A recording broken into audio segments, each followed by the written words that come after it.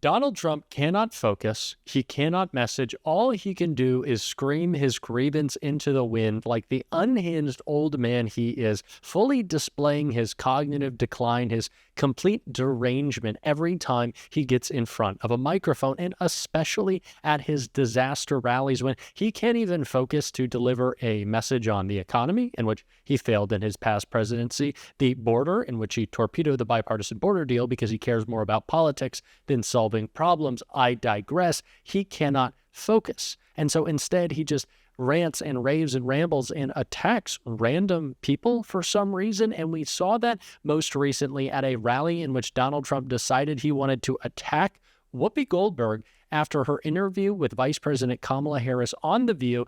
Donald Trump absolutely lost it.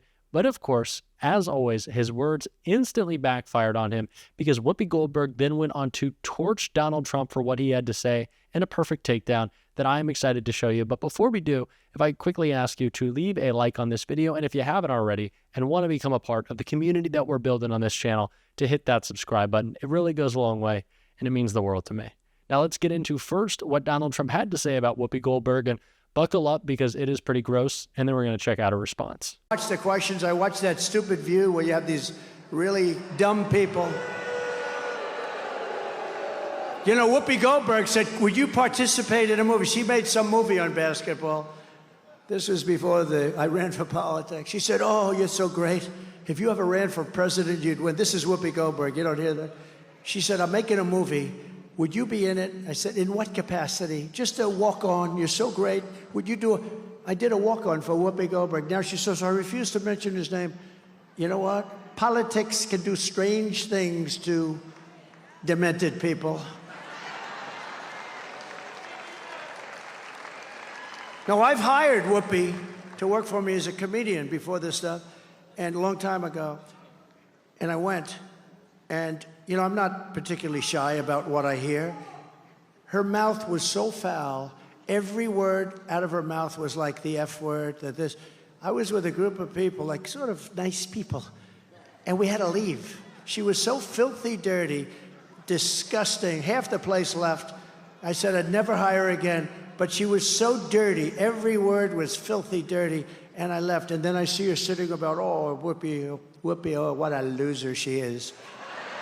But I watched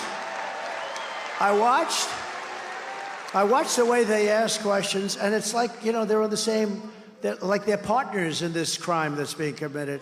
Kamala. Just gross, just disgraceful. Everything that comes out of his mouth is such trash. Aren't we ready to move on from this guy? He is so foul, and all he can do is whine and complain, and woe is me, oh, my little fifis are hurt. Oh, he's such an insecure little child. Aren't we excited to just turn the page on this guy and never have to hear that cranky voice, see that gross makeup caked on orange face? I am certainly ready for that. So is Whoopi Goldberg, who absolutely shut down Donald Trump, and I want to take a look at that. Used when he was talking about me in particular, but he was talking about us at his rallies. And he spent 2 separate rallies ranting about Tuesday's interview with Vice President Kamala Harris. Take a look. If anything, would you have done something differently than President Biden during the past 4 years? There is not a thing that comes to mind in terms of, and I've been a part of most of the decisions that have had impact. I think the other one asking the question is dumber than Kamala, so that's like, she's a dummy. I watched her over the years. That is one dumb woman. Well, thank you for watching. As it turns out, I was filthy. I was filthy. And stand on that fact. I have always been filthy. And you knew that when you hired me. I headlined, babe, at your casino, which I might have continued to play had you not run it into the ground. Exactly. But He does that. You know, listen, how dumb are you? You hired me 4 times. You can go to William Morris and get the things, because I know you all are going to be looking for it. So talk to William Morris. You hired me 4 times, and you didn't know what you were getting? How dumb are you?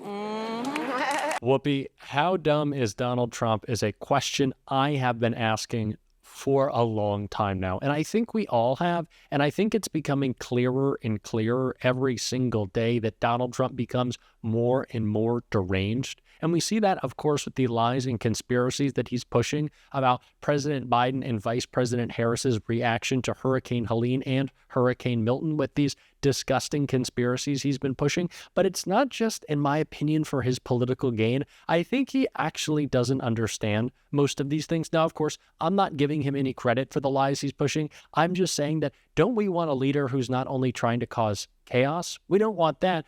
We also don't want someone too incompetent to solve problems, like Donald Trump was during COVID. But someone who perfectly called that out, both the incompetency and chaos of Donald Trump, was Pete Buttigieg right here.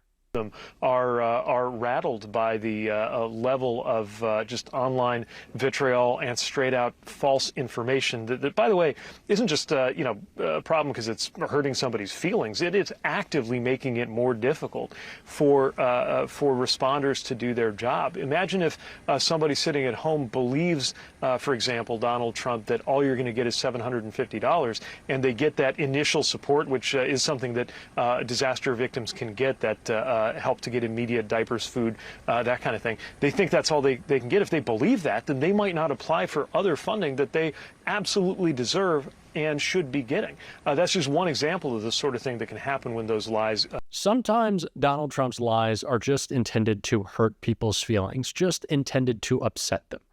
But in the case of his lies and his conspiracies about the response to Hurricane Helene and Milton, they are meant to cause chaos and damage communities. People who are at their most helpless point right now, Donald Trump is trying to hurt them and exploit them for his own political gain. This is reality.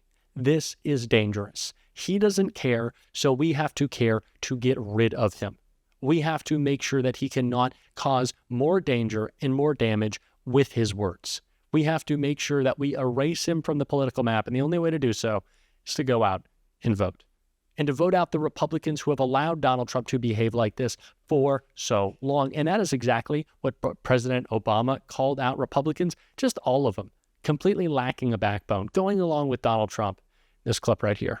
I want to ask Republicans out there, people who are conservative, who didn't vote for me, who didn't agree with me. I had friends who disagreed with me on every issue. When did that become okay? Why would we go along with that?